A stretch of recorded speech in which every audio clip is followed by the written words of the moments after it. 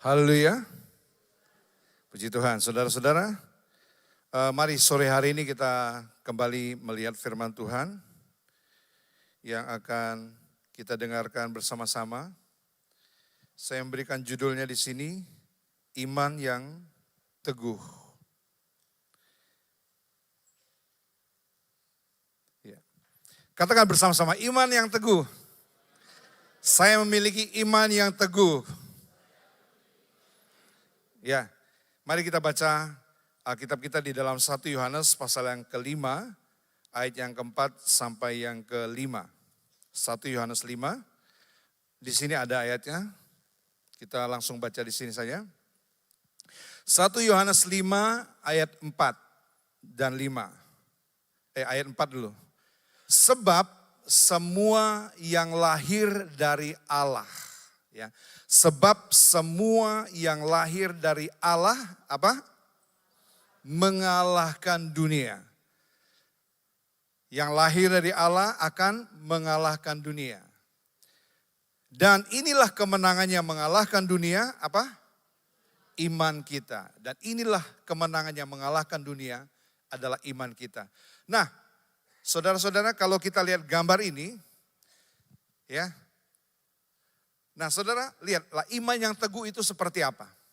Ya, iman yang teguh itu dia seperti batu karang, ya, di mana kita meletakkan dasar hidup kita. Kalau di atas batu karang yang kokoh, apapun yang akan terjadi menimpa kehidupan kita, kita tetap memiliki iman yang teguh, ya, iman yang teguh. Katakan bersama, iman yang teguh. Nah, apapun yang menimpa hidup kita, dia tidak akan bergoyang. Dia tidak akan beranjak. Dia tidak akan bergeser sedikit pun. Ya, mau badai datang, mau angin kencang yang datang, ya, mau gelombang besar yang datang seperti gambar ini, lihat ya. Demikianlah kehidupan kita, iman percaya kita, iman yang teguh itu, kalau berdasar, kita dasarkan kepada sesuatu yang benar, yaitu dasar iman kita, Tuhan Yesus Kristus, saya percaya iman yang teguh itu menjadi milik kita. Iman yang teguh itu dia tidak terkondisi. Maksudnya dia bukan karena kondisi dia berubah. Karena terjadinya badai dalam kehidupannya, terjadinya tofan, terjadinya angin ribut dalam kehidupannya, maka dia berubah atau dia bergeser. Tidak demikian. Tidak karena kondisi, tidak karena situasi. Ya, tidak situasional dan kondisional.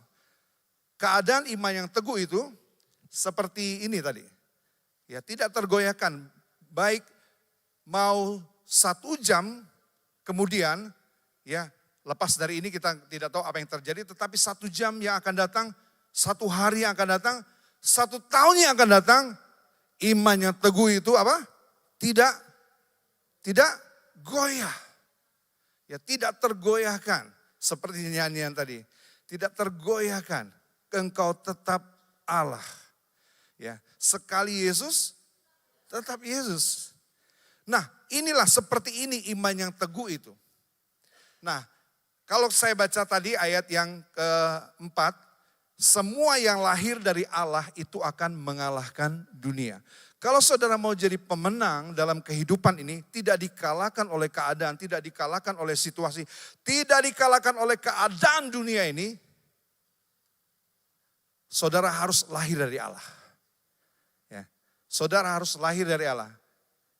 Saudara, saya mau bertanya dulu, siapa yang sudah lahir dari Allah? Lambaikan tangan saudara. Oh haleluya, saya melihat dari sini ya banyak sekali. Nah, lahir dari Allah itu adalah bukan maksudnya Allah melahirkan. Ya, ini salinan lain yang lain dikatakan lahir dari Bapa. Ya, Bapa itu kita tahu ya tidak melahirkan seperti seorang ibu. Nah, lahir dari Bapa itu keluar dari Bapa. Dia mengalami satu terobosan iman atau kelahiran yang baru dari Allah. satu kehidupan yang baru, satu transformasi terjadi di dalam kehidupannya, dia yang dulu tidak seperti yang dulu lagi, dia yang sekarang adalah dia yang sudah baru, dia yang sudah lahir dari Allah. Nah, firman Tuhan katakan, barang siapa yang lahir dari Allah, mengalahkan dunia. Ya, dia kalahkan dunia. Dia tidak dikalahkan oleh dunia. Dia tidak dikalahkan oleh situasi yang terjadi. Dia tidak dikalahkan oleh goncangan yang akan terjadi. Nah, itu sebabnya kita mendengar hal ini. Ini saya coba mendasarkan kita lagi, mengokohkan.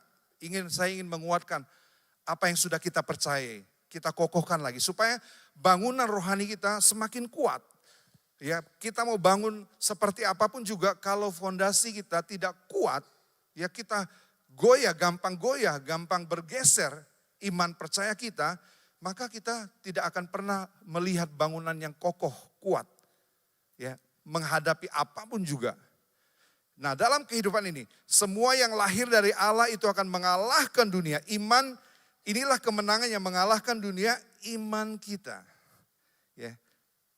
Ternyata lihat, orang-orang yang dilahirkan dari Allah itu imannya teguh. Ya, imannya kokoh. Imannya absolut. Imannya solid. Nah, saya boleh melihat di sini iman yang kokoh, iman yang solid, iman yang teguh, iman yang tidak tergoyahkan. Ya, kiranya dimiliki oleh anak-anak Tuhan semua di tempat ini. Amin. Amin, saudara. Saya berdoa supaya iman kita teguh dalam kita menghadapi apapun juga, kita tidak berubah. Ya, kalau saudara lihat, semua tokoh-tokoh iman itu mengalahkan dunia ini. Ya, walaupun dia menghadapi kesukaran, dia tidak pantang mundur dia. Dia maju, tetap maju, dia menyatakan iman dan percayanya, dia tetap kokoh imannya. Seperti Daniel, saudara lihat, resikonya cukup besar. Dia harus menghadapi lubang singa, tetapi dia tidak gentar sedikit pun. Walaupun diperhadapkan dengan singa, diperhadapkan dengan gua singa. Sadrak, Mesak, dan Abednego, dia menang, saudaraku, dia menang. Dia tidak takut menghadapi dapur api. Dia katakan apa? Sekalipun Allahku yang kusembah tidak sanggup menolong aku, tidak menolong aku, sekalipun aku tidak akan menyembah patung buatan Tuanku. Saudara lihat, kokoh sekali imannya. Ya, begitu solid imannya. Nah, saudaraku, ya itu sebabnya kita perlu mengupgrade iman kita, ya. Mengupgrade iman kita dari iman yang biasa kepada iman yang teguh. Dari iman yang biasa kepada iman yang teguh, iman yang tidak tergoyahkan, iman yang solid, iman yang absolut, kokoh. Ya. Kita berdoa, kita bersama-sama mau memiliki iman yang seperti ini. Iman yang tidak tergoyahkan oleh apapun juga. Iman percaya kita, saya yakin dan percaya, seperti firman Tuhan katakan, iman yang mengalahkan dunia. Ya, apa yang mengalahkan dunia? Iman kita. Nah, iman yang kokoh ini, iman yang teguh ini, iman yang percaya 100%. Tidak ada kebimbangan sedikit pun. Tidak ada keraguan sedikit pun. Tidak bisa digeser oleh apapun juga. Saudaraku, kalau kita lihat iman kita hari ini, apakah kita uji? Apakah kita mudah bergeser dari iman kita? Tadinya cinta Yesus, semakin kita berhasil, kita tidak lagi cinta Yesus. Ya, kita mulai terpesona dengan materi. Tadinya kita berkobar-kobar mencintai Tuhan, tetapi lihat hari ini apakah tetap cinta kita yang sama kadarnya kepada Tuhan kita Yesus. Nah, itu cinta yang tidak berubah, kasih yang tidak berubah kepada Tuhan kita. Nah, saudaraku, begini. Next, gambar selanjutnya. Nah, kalau kita lihat manusia jasmani kita itu mutlak butuh nafas untuk hidup. Ya, saudara tidur perlu bernafas. Saudara bangun perlu bernafas. Ya, saudara berjalan perlu bernafas. Saudara ada masalah Apakah kita tidak bernafas kalau ada masalah? Hah? Kita tetap bernafas kalau ada masalah. Kalau tidak ada masalah, wah kita tetap bernafas, lega rasanya. Nah kalau kita berhutang, masih bernafas nggak kita? Kita masih bernafas ya, walaupun kita punya banyak hutang. Tapi kalau hutang kita lunas, oh lega nafasnya. Nafasnya kita lega. Ya. Nah, nafas itu merupakan sesuatu yang dibutuhkan untuk kita hidup, bisa hidup.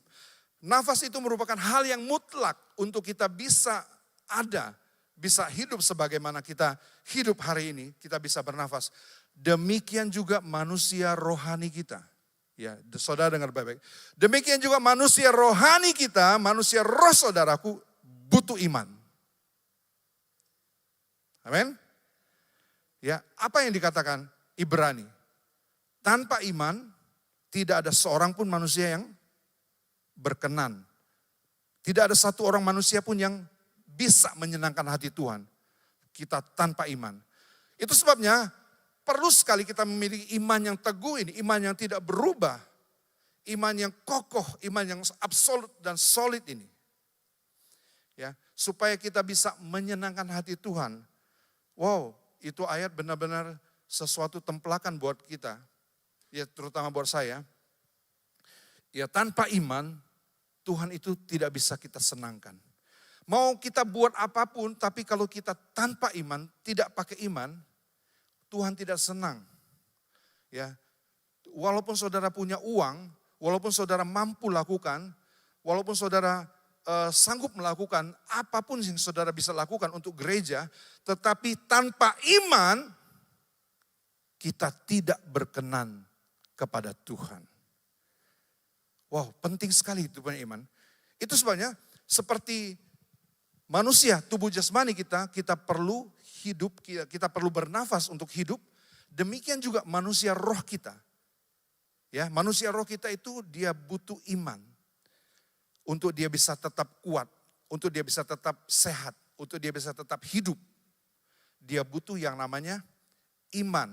Nah, iman ini adalah mutlak ya bagi roh manusia kita. Nah, apapun kondisinya saya katakan tetaplah percaya, tetaplah beriman, tetaplah pegang teguh apa yang saudara sudah percayai. Ya, kita jangan sia-siakan apa yang kita sudah investasikan, waktu kita, uang kita, semua yang kita lakukan untuk beribadah seperti ini. Ya, kita lakukan ini karena kita punya iman percaya. Ya, kita punya iman percaya, itu sebabnya saudaraku, kita terus pelihara iman kita. Kita terus mengokohkan iman kita. Nah, saudaraku,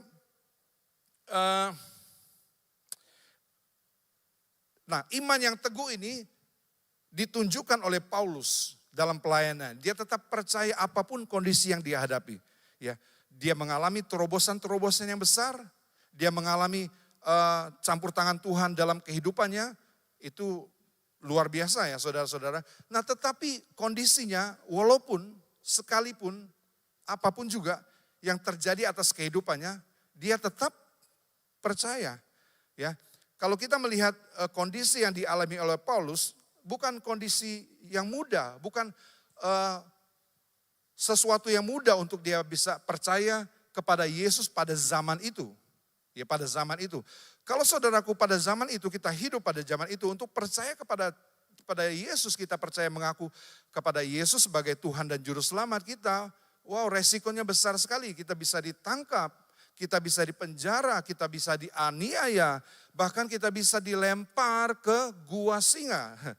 Lempar dikasih makan umpan singa. Bisa dibakar hidup-hidup pada zaman di mana Paulus bekerja, melayani. Nah, kondisinya pada waktu itu tidak mudah, tetapi meskipun tidak mudah, Paulus tetap memilih untuk percaya kepada Tuhan yang dia layani. Dia memilih tetap percaya, pegang teguh kepada siapa yang dia layani. Ya, itu sebabnya kita perlu juga mengenal, semakin mengenal kita, semakin iman percaya kita diteguhkan, iman percaya kita dikokohkan. Nah, dia juga pernah mengalami namanya stagnasi. Ya stagnasi, rasanya nggak maju-maju, melayani Tuhan, sepertinya ada hambatan, berbagai-bagai halangan, berbagai-bagai kesulitan, tetapi dia tetap percaya. Dia tidak goyah, dia tetap teguh beriman kepada Tuhan. Ya, dia tetap lakukan apa yang bisa dia lakukan bagi iman percayanya. Dia tetap meneguhkan iman percayanya. Nah, saudaraku, orang-orang seperti Paulus ini, ya, satu waktu saudara melihat bagaimana Tuhan membuka jalan buat dia. Bagaimana Tuhan membuka terobosan-terobosan buat dia. Pelayanannya diberkati, pelayanannya dia punya banyak murid-murid. Ya, dia punya pelayanan yang begitu luas. Nah, puji Tuhan luar biasa. Untuk sampai ke situ kita lihat dia harus melewati banyak tantangan-tantangan. Tetapi dia bertahan, dia tetap memilih untuk percaya kepada Tuhan. Nah, sore hari ini saya akan mengajak kita melihat ada 4 kunci untuk membangun iman kita supaya memiliki iman yang teguh. Iman yang tidak tergantung pada kondisi. Iman yang tidak tergantung kepada situasi. Ya, bukan iman yang relatif. Tetapi iman yang teguh, iman yang percaya, iman yang kuat, iman yang solid. Tetap percaya, sekali percaya tetap percaya. Ya. Amin saudara? Amin saudara? Kiranya ini saya berdoa supaya saudara sudah mendengar khotbah ini, kita tangkap apa yang Tuhan perintahkan kepada kita. Nah saudaraku, kita mendengar firman Tuhan ini, ada bagian-bagian yang memang kalau kita imani saudaraku, itu menjadi bagian daripada kita. Ya, apalagi saudara katakan amin. Teguhkan, meneguhkan iman percaya saudara. Katakan amin. Ya, katakan amin untuk setiap firman yang saudara rasa itu buat diri saudara. Ya, saudara bisa tangkap itu. Katakan amin buat kebenaran firman Tuhan.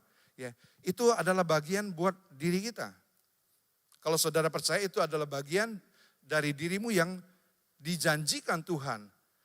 Itu sebabnya kita perlu memasukkan diri kita kepada perjanjian dengan Tuhan. Ya semua janji-janji ini, ya semua diikat dengan satu ikatan perjanjian.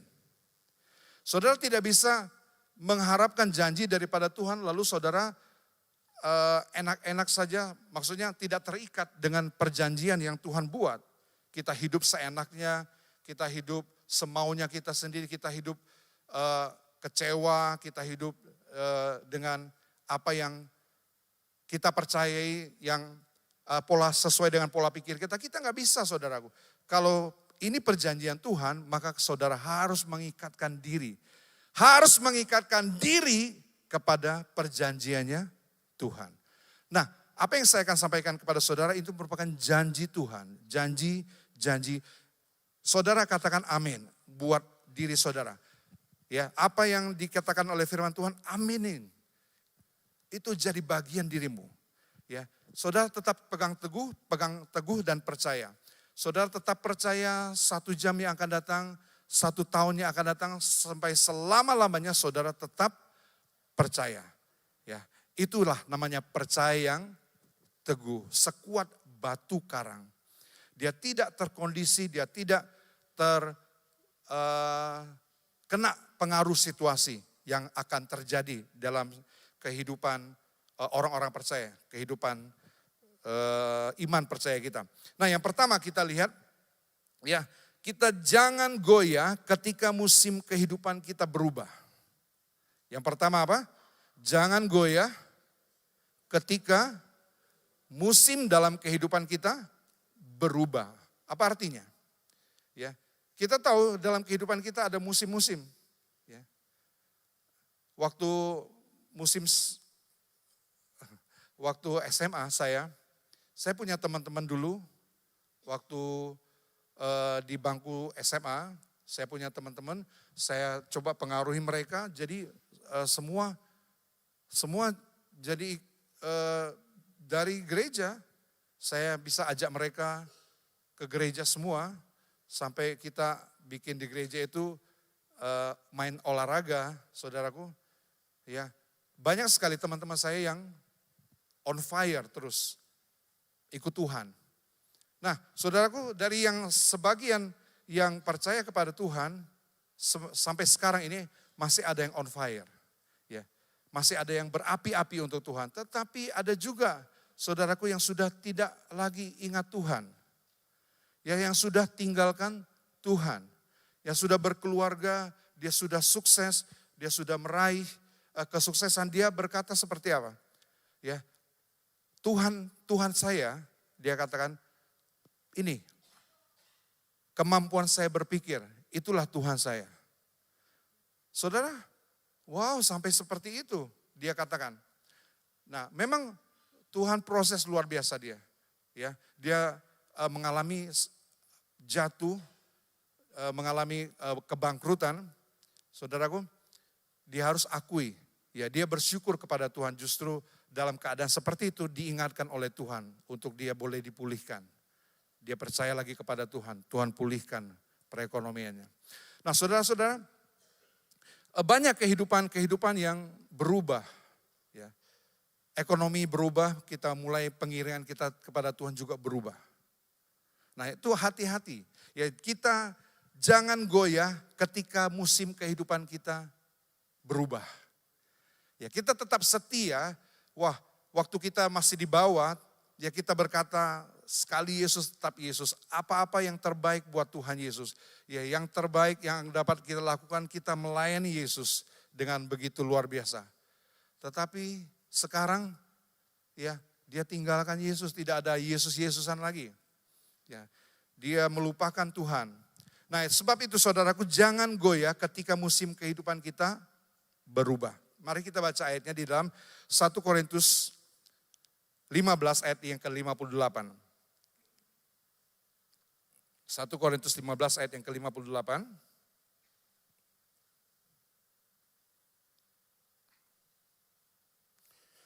Ya. Karena itu saudara-saudaraku yang kekasih, berdirilah teguh, jangan goyah. Amin. Kita perlu berdiri teguh, jangan goyah. Apapun keadaan bisa berubah, keadaan musim kehidupan kita bisa kita tiba-tiba jatuh miskin, bisa terjadi itu. Atau bisa-bisa kita dapat promosi yang semakin hari semakin naik karir kita. Nah, hati-hati terhadap perubahan-perubahan itu. Kita walaupun situasi kita berubah, tapi sekali Yesus kita tetap Yesus. Sekali percaya kepada Yesus, tetap percayalah kepada Yesus. Ya, itu namanya iman yang teguh. Jangan goyah dan giatlah selalu dalam pekerjaan Tuhan. Sebab kamu tahu bahwa dalam persekutuan dengan Tuhan apa? Jerih payamu tidak sia-sia. Dalam persekutuan dengan Tuhan, doa-doamu tidak sia-sia. Amin. Pelayananmu juga tidak akan sia-sia di dalam Tuhan Yesus. Amin.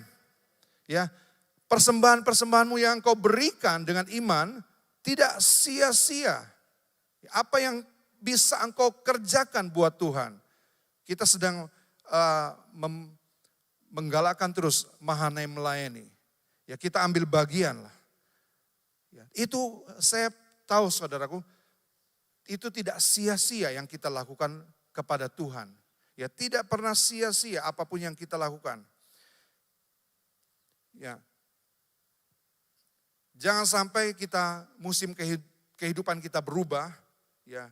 Kita jadi luntur, iman kita luntur, cinta kepada Tuhan kita juga luntur. Tetapi iman kita tetap teguh, tetap tidak bergoyah. Nah, saudaraku,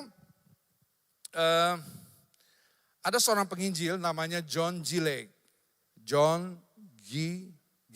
Lake. Saudara bisa browsing nanti. Nah, dia seorang penginjil yang besar pada zamannya.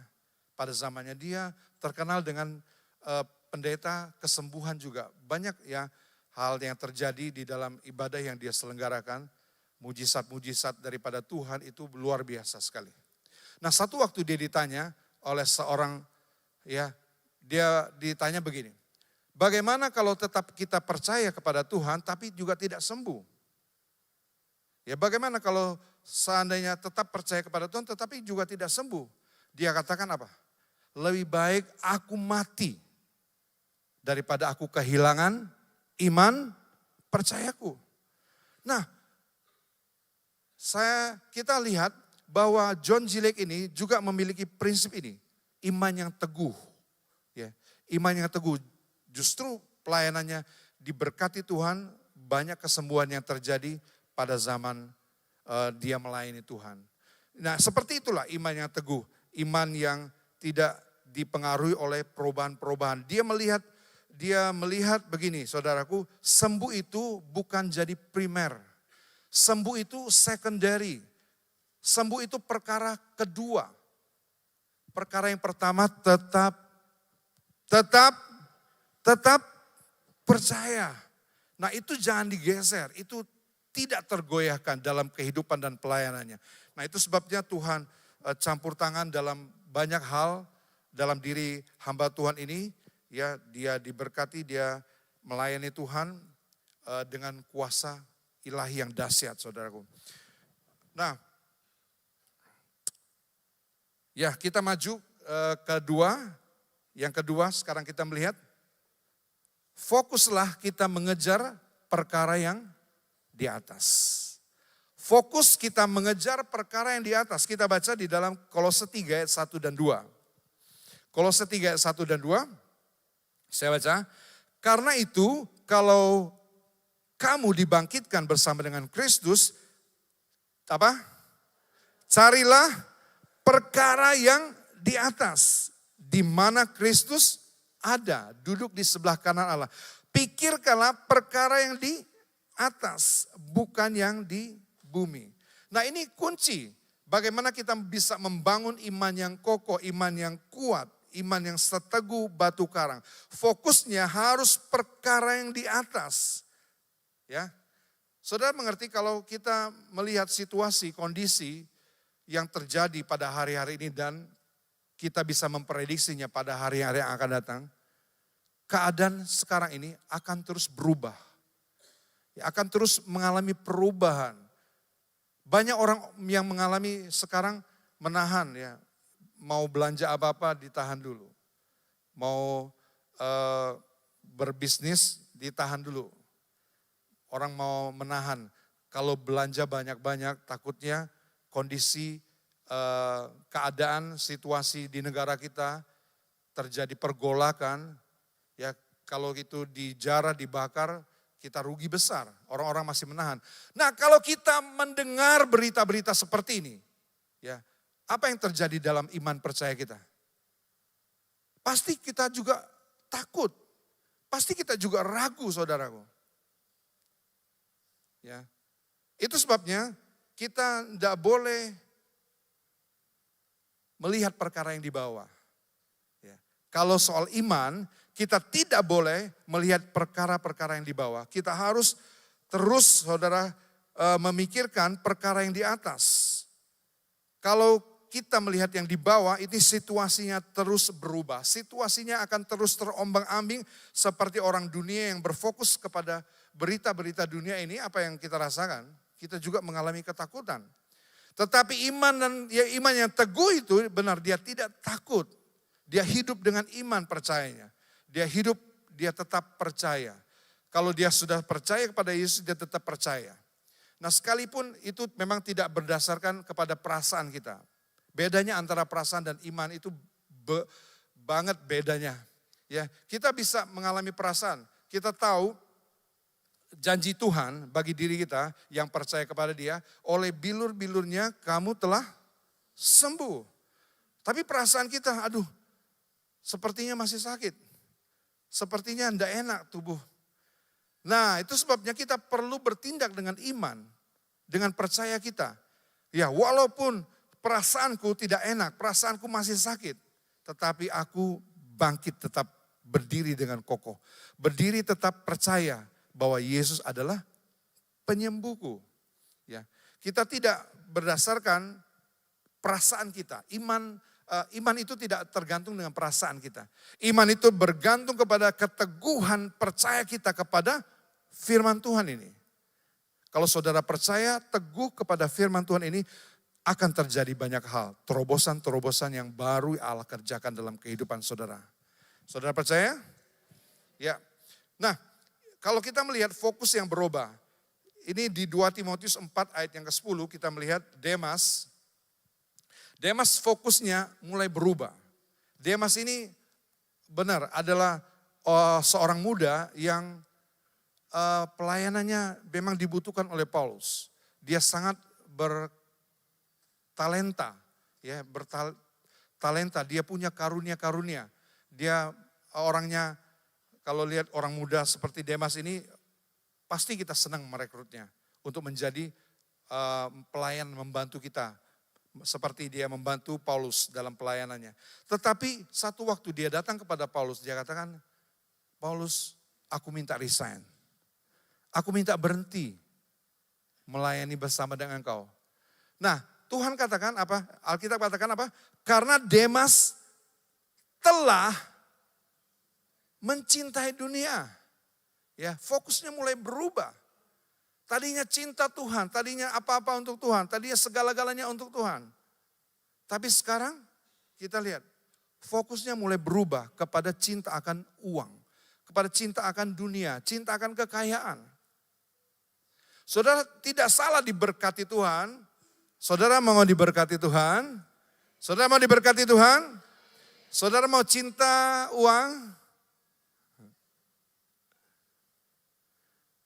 Diberkati Tuhan tidak salah saudaraku, yang salah adalah hati kita. Bagaimana fokus kita mulai berubah, tidak kepada Tuhan kita, tidak kepada cinta kepada Tuhan kita Yesus, tetapi berubah. Demas akhirnya meninggalkan Paulus. Dia akhirnya meninggalkan aku, ia telah mencintai dunia ini dan meninggalkan aku. Dia tinggalkan, ia telah berangkat ke Tesalonika, banyak yang tinggalkan Paulus. Tidak teguh perjalanan imannya, tidak teguh mengikut Paulus, melihat kesukaran-kesukaran yang dihadapi oleh Paulus. Kalau saudara lihat, Kreskes telah pergi ke Galatia, ya. Kreskes telah pergi meninggalkan Paulus juga. Nah, Titus juga pergi ke Dalmatia. Tetapi saudara lihat, hanya ayat 11, hanya Lukas yang tinggal dengan aku. Lihat, solid sekali. Ya, walaupun dia sukar melihat perjalanan Paulus, dia rasa sukar, ada penjara, dia harus menghadapi penjara, menghadapi aniaya, dia tetap bertahan. Untuk Tuhan, pelayanan untuk Tuhan dia tetap bertahan. Dia tetap memberikan dirinya sepenuh waktu untuk melayani Tuhan. Nah, kita lihat, dia Lukas yang tinggal dengan aku. Jemputlah Markus dan bawalah ia kemari. Akhirnya harus dipanggil Markus karena pelayanannya penting bagiku. Nah, itu sebabnya saudaraku jangan kehilangan fokus. Ya, jangan kita seperti Demas. Dia cinta Tuhan tadinya tetapi langkah terakhirnya dia tinggalkan. Dia cinta kepada dunia. Seperti juga Salomo, saudara tahu Salomo? Salomo saking apa-apanya Tuhan. Ya, pada waktu dia masih muda, segala sesuatu untuk Tuhan, yang terbaik untuk Tuhan. Pada waktu dia sudah sukses, pada waktu dia sudah semakin banyak kekayaannya, dia bukan lagi mencari Tuhan, dia mengoleksi istri. 700 orang istrinya. Dia mengoleksi selir, 300 selirnya. Nah, apa yang terjadi? Fokusnya mulai berubah. Saudara, dari orang yang hikmat yang luar biasa, sampai menjadi orang yang benar-benar, kalau kita lihat tulisan di pengkhotbah, ya. Apa yang kukejar selama ini dia katakan sia-sia. Ya. Dia lihat semua kekayaan dia menjadi sia-sia, tidak berharga. Seperti itu orang-orang yang mencintai dunia pada akhirnya. Halo? Seperti itulah orang-orang yang terfokusnya berubah dari cinta Tuhan. Baiklah saudaraku, kita mengejar perkara-perkara yang di atas, jangan yang di bumi. Situasinya terus berubah. Kita juga gampang berubah. Iman kita lekas mundur nanti. Nah, yang ketiga, kita menolak kecewa, menolak untuk kecewa. Kecewa ini berat sekali, saudara. Hidup dengan kekecewaan berat sekali. Kekecewaan itu mengembosi iman kita. Kekecewaan itu mengurangi iman percaya kita kepada Tuhan. Tidak ada seorang raksasa iman yang besar karena kecewa. Ada, saudaraku, karena kecewa imannya menjadi besar. Nah, iman yang besar itu adalah iman yang teguh, iman yang konsisten terus.